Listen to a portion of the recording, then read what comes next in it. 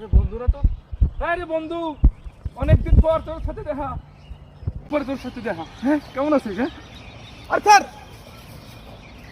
ছোট লোকের বাচ্চা, তুই আমার আমি কোটটা নষ্ট করে দিলি। তোরা তোমার সাহস, তুই আমার জড়াই ধরিস। আরে তুই তো দেখি এখন অনেক বড় লোক হয়ে গেছিস। ভুলে গেছো সেদিনের কথা? তোর যে নুন আনতে পান্তা ফুরাইতো, ভাত খাইতে পারতি না, আমি তোর রুটি দিছিলাম, সেদিনের কথা ভুলে গেছোস?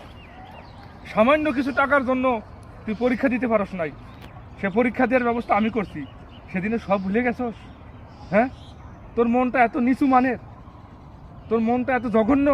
ছি, আমার তো ভাবতেই লাগে তোর মতো একজন মানুষকে আমি বন্ধু মনে করছিলাম। ভুলে গেছো সেদিন? মনে করে দেখ।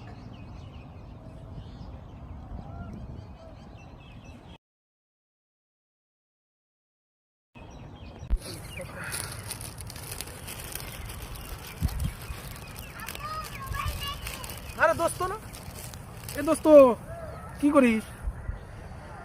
দোস্ত আমি না সকাল থেকে কিছু খাই না, আমার খুব খিদে লাগছে দোস্ত। হ্যাঁ, রুটি তুই খা, আমি খাইছি অনেক কিছু। খা খা। হ্যাঁ দোস্ত, তুই একটু খা। দোস্ত হ্যাঁ, একটা কথা কইতে চাইছিলাম। কি? তুই তো জানিস আমরা দুদিন তো এক কলেজেই পড়ি।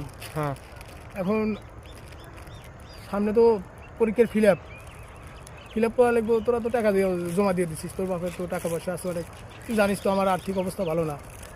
তা আমি খুব ইসে পড়ে গেছি, বিপদে পড়ে গেছি। এখন পর্যন্ত ফিল আপ করতে পারি নাই।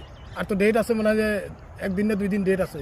এর ভিতরে যদি ফিল আপ করতে না পারি আমি পরীক্ষা দিতে পারবো না। দোস্ত তুই কি হেল্প করতে পারবি? শোন, তুই আমার বন্ধু, আর আমি থাকতে তোর ফর্ম ফিল আপ হবে না, তুই পরীক্ষা দিতে পারবি না, এটা কখনোই আমি মেনে নিতে পারবো না। তোর যা লাগে, যা কিছু লাগে আমি দেবো। চল চল, আর রুটিটা খা, কোনো টেনশন নাই। দোস্ত তুই আমার প্রাণের দোস্ত, তুই না থাকলে আমি পরীক্ষা দিতে পারতাম না। চল।